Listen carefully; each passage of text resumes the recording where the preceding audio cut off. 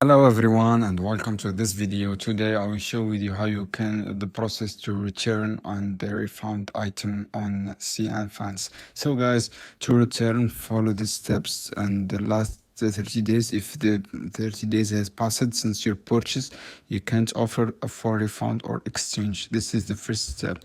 And to be eligible to return an item, guys, must be on the same condition to receive and also be in the original packing and several types of goods from returned and magazine. This is some tips, guys. As you can see here, the item should be a good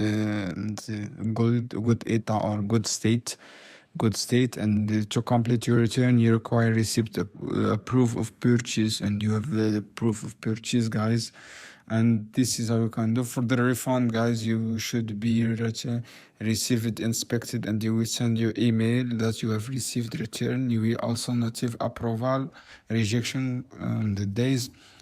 And this next contact your credit company to make before your fund official post, and next contact your bank. This is some processing before the fund is posted. I hope this video, guys, helpful for you. See you on another video soon, and just follow these steps to return. I hope see you soon, guys.